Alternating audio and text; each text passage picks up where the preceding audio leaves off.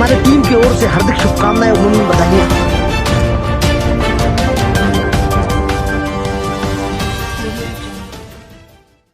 Magic mobile MD Sanju Kukreja की तरफ से हार्दिक शुभकामनाएं।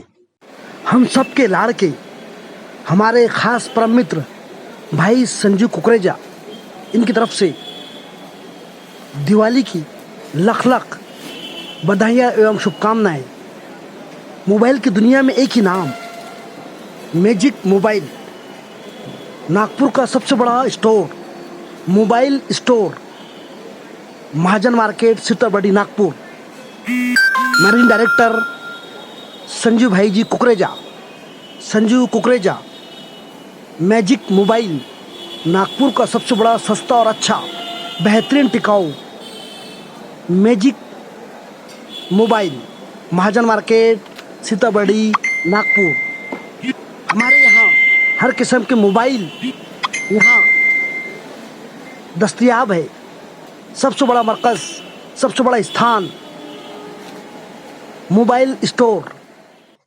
सैमसंग गैलेक्सी का सबसे बड़ा showroom magic mobile, magic Vidarbha का सबसे भव्य showroom magic mobile, magic store, Sitabardi, Nagpur. सबसे बड़ा शोरूम नागपुर की दुनिया का बेताज बादशाह, मोबाइल की दुनिया का बेताज राज करने वाला मैजिक मोबाइल, मैजिक मोबाइल सबसे बड़ा showroom. India today police news से एक राष्ट्रपति का एक साल का खर्चा 27 करोड़ का है। नेताओं के लिए इतना एक दिन का 7.5 लाख रुपए का है। क्यों होना चाहिए दुबारा राष्ट्रपति? खास विशेष बात, प्रधानमंत्री का खर्चा एक साल का 25 करोड़ का है। वो प्रधानमंत्री का अगर पोस्ट हो जाए तो 22 करोड़ का है। सारे मंत्रियों का 850 करोड़ का है। मुख्यमंत्री और राज्यपालों का मिला दिया जाए तो 77,000 करोड़ का है। और सारे के सारे कर्मचारियों का और पब्लिक सेक्टर और सबका इकट्ठा जोड़ दिया जाए तो 3.25 लाख करोड़ का है।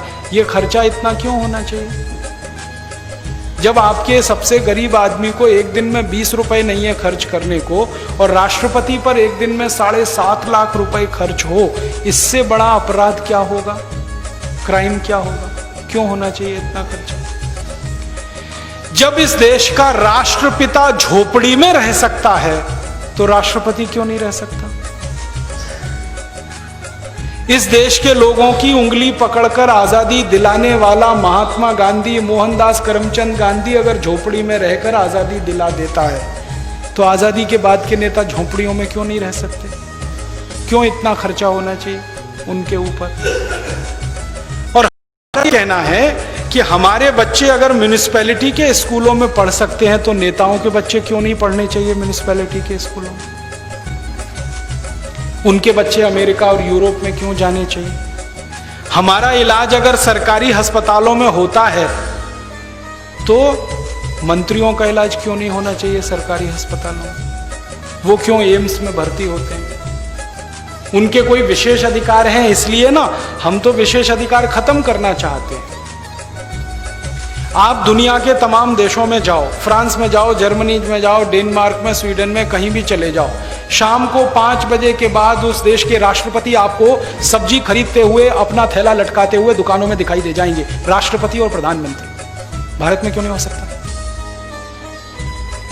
साधारण आदमी की तरह जिंदगी क्यों नहीं बिता सकते? उनको जेट सिक्योरिटी क्यों चाहिए? वो कहते हैं जी इनको मरने का डर है। तो मरने का डर है तो राजनीति में क्यों आए? घर में बैठो। अगर इतना रिस्क नहीं ले सकते तो किसने कहा था पॉलिटिक्स में आने के लिए? घर बैठो ना, अपना धंधा करो, बिजनेस करो। हमारे यहां तो जिन लोगों को मरने का डर नहीं था वही लोग राजनीति में आए थे। भगत सिंह, ऊधम सिंह, चंद्रशेखर, जिनको मरने का ही डर नहीं था, जवान जिंदगी को दांव पे लगा देने का डर नहीं था, वही पॉलिटिक्स में आए थे। तो आजादी के बाद मरने का डर क्या है? सिक्योरिटी पर इतना खर्चा क्यों? और मेरा एक ही कहना है कि अगर इन नेताओं ने किसी का कुछ बिगाड़ा नहीं तो इनको चिंता क्या मरने की? कोई मारेगा क्यों? और अगर इन्होंने बिगाड़ा ही बिगाड़ा है तो इनको क्यों नहीं मार देना चाहिए? क्यों जिंदा रखना? आप बताओ ना, किसी का कुछ बिगाड़ा नहीं तो आप चिंता क्यों कर रहे हो? भगवान आपकी रक्षा करेगा। और जो जिंदगी भर बिगाड़ा है तो आपको जिंदा क्यों रहने दिया जाए? क्यों नहीं खत्म कर दिया जाए आपको इस व्यवस्था में? तो ये फालतू के खर्चे जो नेताओं पर हो रहे हैं, यही खर्चे को खत्म करके हम शिक्षा में खर्चा करने लगे तो हर गरीब आदमी का बच्चा बिना एक पैसा दिए पढ़ाई कर सकता है, engineer, doctor, chartered accountant, manager, IAS, IPS बन सकता है। थोड़ा सा चेंज करना है सिस्टम। हमारा मानना है कि सारे सांसद, सारे विधायक वैसे ही साधारण तरीके से रहें जैसे इस देश का आम आदमी रहता है, क्योंकि वो उसके प्रतिनिधि हैं। वो करोड़पतियों के प्रतिनिधि नहीं है, वो आम आदमी के प्रतिनिधि हैं, गरीब आदमी के प्रतिनिधि। तो हम ये परिवर्तन चाहते हैं और हमारे ये सारे के सारे उद्देश्य एक ही बात को कहते हैं कि हम व्यवस्था में परिवर्तन चाहते हैं, सत्ता में नहीं। एशिया का सबसे भ्रष्ट देश बना भारत। प्यारे अंधभक्तों, डिजास्टर मोदी का एक और मास्टर स्ट्रोक देख लीजिए। ट्रांसपेरेंसी इंटरनेशनल की ताजा रिपोर्ट के अनुसार एशिया में सबसे अधिक भ्रष्टाचार यदि कहीं है तो वह भारत में है। विशेष बात, दुनिया के सबसे बड़े लोकतंत्र को इससे गंदा प्रमाण पत्र क्या मिल सकता है? इसका अर्थ क्या हुआ? क्या यह नहीं कि भारत में लोकतंत्र या लोकशाही नहीं, नेताशाही और नौकरशाही है? न खाऊंगा न खाने दूंगा के नारे के साथ आए दिन मोदी और भाजपा ने करप्शन की सारी हदों को तोड़ दिया है। राफेल तो छोड़िए, इन लालचियों ने महामारी के समय में भी पीएम केयर्स फंड घोटाला, पीपीई किट घोटाला, वेंटिलेटर घोटाला कर डाले। पहले घोटाले सरकारी अफसरों कर्मचारियों द्वारा होते थे, अब मोदी सरकार पूंजीपतियों के साथ मिलकर घोटाले कर रही है। एक सर्वेक्षण से पता चला है कि भारत के लगभग 90% लोगों के काम रिश्वत के बिना नहीं होते। मोदी की व्यापारी सरकार ने देश का बेड़ा गर्क करके रख दिया है। हर काम में मुनाफा ढूंढने की ये लत देश को दीमक की तरह चाट रही है।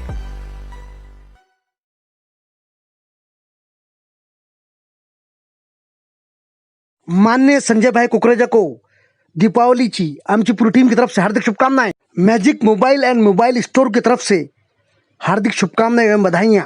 मैजिक मोबाइल महाजन मार्केट की तरफ से हार्दिक शुभकामनाएं।